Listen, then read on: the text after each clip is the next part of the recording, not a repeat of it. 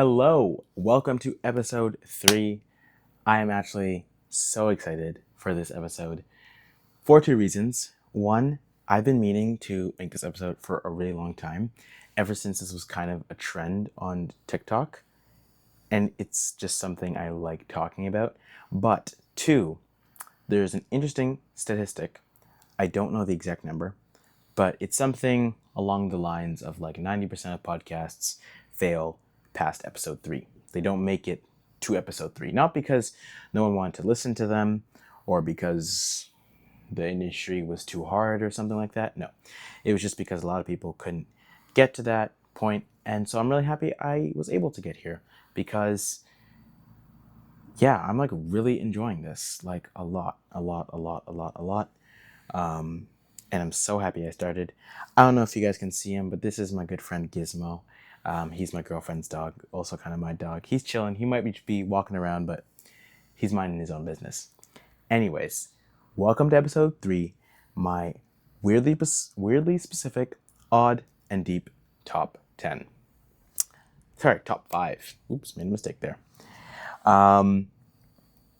Before I dive into this episode, I do want to talk about the thoughts I left on episode 2. If you haven't listened to that, go give it a listen right now. But essentially, I was talking about the importance of finding a center in your life, whether this center could be daily, weekly, whatever time frame you want it to be. And it's supposed to help ground you in times where you don't know what's going on, or there might just be a really busy schedule, and all that kind of stuff. So I did get some replies from that podcast episode, and I was really happy to hear people say, "Oh, I'm trying out this, I'm trying out that." I was really happy to hear that. It also made me realize that podcasting is definitely become my center now, because I'm excited to come and record, because I'm like, oh, I get to talk to all my audience, which isn't like a ginormous amount, but like I'm really happy I just like get to come here and talk to you guys every Thursday, which is so fun. And it's just a reliever. I just know that this conversation will be here every Thursday, so it's amazing. Anyways, I had a great week. It was pretty hectic. Lots of curveballs thrown at me, but also so fun. My kids at work are so adorable. And yeah, so let's dive in. Okay, this is so funny. This is going to be, first is going to be my weirdly specific top 5. Okay, don't judge me. These are good if you just listen to them. Okay, so 5 is planning something in a group chat. Okay, that is like, it's so good. It's such a good feeling when me and my guys, we're in our group chat and we're typing and we're like, okay, yeah, we're gonna meet here. Oh, you bring this, you bring that. It's just like, it's such a good feeling. I don't know how to explain it. It's just great. It doesn't even have to be with my guys. It could be with even one person, just planning a hangout with someone that I've been wanting to see for a long time and I just get excited thinking about it, or my family, like my siblings. It's always a good time to see them. So I just love planning something in a group chat or like over text. It's just like so fun. Slash, this is also part number 5, having like a specific thing with a friend.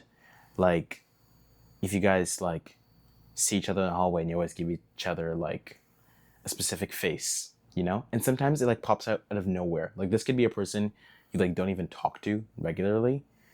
It's just a person you have this thing with, and I've been picking up a lot of those this summer, and it's amazing. If you're one of those people, know that I actually love those interactions. Number 4, this one sounds weird, but sitting in a weird or irregular position. Guys, it's actually so fire. It's so fire. And I know you guys know what I'm talking about too. I know you guys know what I'm talking about. Like if you're on a couch somewhere, it could be alone or with other people, but you just like hit like some weird pose where you got like your legs up in the air or something like that, or like you're like upside down hanging off the couch. Like, you know what I'm talking about? It's so good. It's so good. It's so fire. 3. I'm flying through these. 3. When a baby or an animal, specifically young animals, but an animal, it like, let's say you're like with a group of people and the baby or the young child, this animal could go to anyone and they come to you. Yeah, yeah.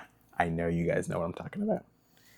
Fire, fire, fire, fire. Cause it's like, oh my gosh, she chose me, which might be a little like, I don't know, selfish or whatever, but it's such a good feeling. Even a bonus too is like when the baby or like the small child will like laugh with you and then like become obsessed with you, or like an animal starts like rubbing on you or like asking for rubs. Like, it's amazing. Two, okay, I'm not chronically online, although some people would disagree with that, but watching a really good edit is so fire. Like that feeling. And maybe this is just me, but sometimes I'm on my phone at like midnight and I got my phone in front, like glued to my face, and I'm just laughing because like the edit is so good. It's not even that it's funny all the time, but it's just so good. Or I'm just in that like kind of face. It is fire, especially with all those new edits that have been dropping on TikTok and all those different kinds of platforms recently. Like that one Creed edit and that whole genre of edits. Someone just came home. Gizmo's not happy. So fire. In addition, listening to a good beat drop. It doesn't always have to be in an edit, but just a good beat drop, especially hearing it for the first time, so fire. Like the song Like Him by Tyler the Creator, that beat drop is legendary. And then number one in my really specific list is active rushes of dopamine. And this could be like, oh, Gizmo's really not happy. This could be like when I'm like playing volleyball and like I'll like dive like really quickly and get like a good dig or something, or when I'm canoeing, which I haven't done in a while, but when I'm canoeing and I'm on a rapid and this like the dopamine is rushing as I'm like dodging rocks and going down a rapid, which is always really fun. And also recently being on stage was also so fun. Like being in the curtains behind as I was about to run to the stage was so fun. It was just a blast, especially when I was on the stage and like the lights like shining in my face. 10 out of 10 would recommend. That is so far. So I hope you guys were able to relate to at least some of these because they are definitely experiences that I love. Okay, on to list number two. Hello, Gizmo. On to list number two. This is the odd list, my odd top five. Number five is any type of like night activity that's like kind of chill and done in like a group setting, but that's kind of like intimate in like a certain weird, unexplainable way.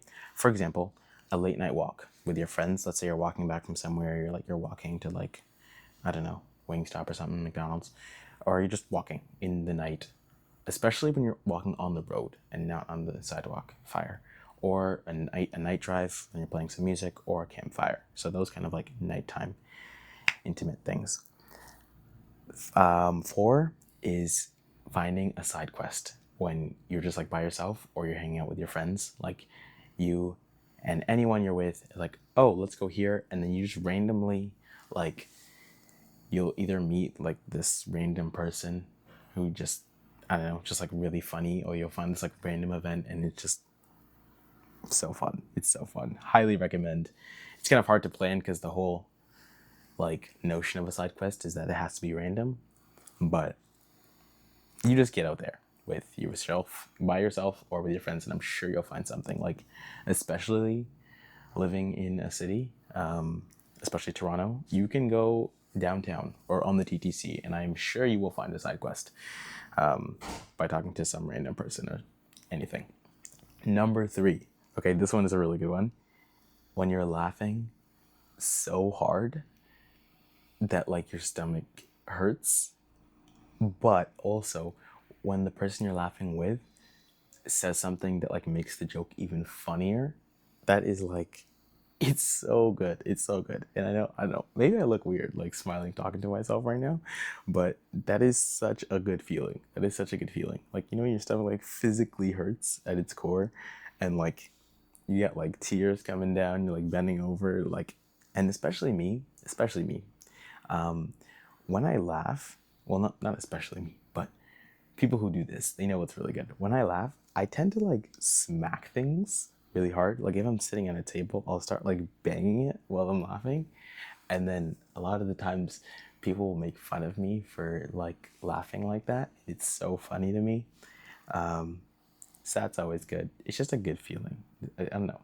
It's hard to explain. It's just a good feeling. Laughing and smiling. Two, this is a good one. Watching someone open a gift I got them, or just like enjoy a general experience that I planned for them. This one has definitely showed up a lot with my girlfriend, obviously, because like I plan certain dates or like certain trips or something, sorry, that did not come out clearly. I will plan a certain date or a certain trip or activity, or get her something. Sometimes she's gonna quote me on this and say I'm lying, but I'm not. That's always great. But not even just that, just for anyone in general. It's hard to be very specific with these, but for anyone in general, especially my friends. My friends and I went camping recently, and I was like a big part of the planning in that job. Everyone did their job, but I was a big part of the planning crew on that trip, and it was just so fun that I could see everyone having a great time, especially because for a lot of them, it was not their first time, but their first few times camping. So that was great that they were able to have a good experience. And actually, another personal time this happened was when it was my sister's birthday, and then like I stole her phone, like her iPad or something, a couple days before, and messaged all her friends, and I was like, "Send me a video saying happy birthday to my sister," and then I made a huge compilation, and she really liked it, and that's just a random memory I have that I just will always love. And then number one, I think this is pretty relatable to everybody. Having those remember when conversations. I actually love, like, it's so fun. I'm just smiling at the thought of it. Honestly, all of these, I'm just smiling at the thought of it because they're just such good experiences that I'm so lucky to have, and I'm sure a lot of you are lucky to have too. Maybe not all of them, but most of them. Remember when conversations are actually peak, like actually they are peak. When you're like, oh my gosh, remember when we went to this place and yada yada yada yada yada. Like, for example, one that me and my friends have had over and over and over again, is that in grade 9, I think it was, or grade 10, I don't remember which one, in grade 9 or 10, we went to Chicago for this music trip that our school organized. We went to like play against these like, we played not against, we played at one school in Chicago, and then for the rest of the trip we just kind of like explored the city, and it was so fun. I was so surprised with how much freedom they allowed us. Like they allowed us to just walk around the city alone, and I was like, whoa, okay, this is fire. But one story we talk about all the time is the specific day when they asked us all to meet up downtown. We grabbed breakfast, I think. No, we had breakfast at the hotel. Then we went downtown and we met at the Bean. We took a big photo all together. It's on my Instagram. And then they said we could split up and we could all go our separate ways because there was maybe like 100 people on this trip. And so me and my group, we got together and then we just walked around. We went to the train station and we were like, oh yeah, we're going to take a train to, what's that neighborhood? Why am I forgetting it? It's like super sketchy. Did a bunch of rap songs. Very notorious for not being safe in Chicago. I don't know why I'm forgetting the name of this neighborhood, but I'm sure maybe you guys know. We did not. We took the train the opposite direction, and then we went on this road and got a couple clothes from the downtown like mall strip area. But then the funniest part is we went into the Trump Hotel or Trump Tower or whatever in Chicago, and we walked in holding our phones to our ears, and we were trying to pretend that we actually had a place there so we could get past reception, and we were like, Papa said that you... And I was like, Papa, you told me I was getting the penthouse. I'm not getting the penthouse. And it's hard to explain. You just had to be there. That's why those conversations are so fun. One of my friends stole like a toilet paper roll. It's just so fun. So fun. Anyways, moving on to my third and final list. Thank you for sticking all this way. I really appreciate it. This is like the good stuff here. So, number five. Number five is getting a compliment, and specifically getting a compliment that I've never heard before, or getting a compliment from anyone. Actually, I was gonna say people that are important to me, but like from anyone is equally amazing. And I think we're maybe afraid to say that out loud, because if I say that, I sound like I'm like self-obsessed or like, all that kind of jazz. But it's a great feeling. It's a great feeling, especially when you know it's genuine. I specifically mean a genuine compliment. And I feel like sometimes among guys it's a little more rare than girls. But not always. Depends who you're hanging out with. But it's just a really great feeling when someone's like, "Oh, hey, you've been getting better at this," or "Hey, I really like your outfit. Hey, you look good." All that kind of stuff. It's just great. Nothing more to explain there. It's just a great feeling. 4, knowing you're going to miss this moment, like when you're standing in a specific spot, or you're just doing something, and you think in your head, like, "Wow, this is so fire. I'm gonna miss this." And it's a good feeling, because when you say, "Oh, I'm gonna miss this," it's not like I'm gonna miss this in like a sad way, like, "Oh no, it's over." No, you can do that like afterwards. It's more just like, wow, like, I'm so lucky I got to have such an amazing experience. I got to be at the place I'm at, maybe with the people I'm with, the food I'm eating, whatever it is. I'm gonna miss this moment. It's so like, voila, chef's kiss. 3, this is a good one. Realizing that you're doing better than you used to. That's a big one. That's a very big one. And this doesn't have to be like you were coming from like a place of like horribleness. It could be in anything. It could be like in your sport, whatever sport you play, like realizing you're getting better at it than you were like a year ago. That's always great. Knowing that like you're handling something a bit more mature than you would have maybe, let's say, a year ago, or maybe even a week ago, whatever. This could be like recovering from some sort of negative event. That could be like a breakup, or like family trauma, or you're just your own like anger management issues, or all of that stem of situations. It's just great realizing that you're doing better, and not in like a "wow, past me sucked" version, more of like, "Wow, look how far I've come" kind of thing. And that's always great. 2, which 1 and 2 are kind of the same thing to me, but 2 is having a deep heart-to-heart conversation. That is like my favorite thing to do ever, of all time. It's so fun, because I love getting to know people. And hence why I started a podcast. I love getting to know people. I love talking to people about the stuff I'm going through, and just my random thoughts about certain things. And also the connection you have after that heart-to-heart talk. Like, there's this one guy, I won't say his name, but there's this one guy who I work with, who like 2 years ago, this random night, we ended up having this deep conversation. We were just talking about life and growing up and all the challenges we face, and like it wasn't anything like specific to our situations. I would say it was more just about like the average like teenage experience, about like, social pressures, insecurity, all that kind of jazz. And it was really out of the blue. I didn't think I was gonna have this conversation with this guy specifically, not because he's a bad guy, but just because we weren't like that close.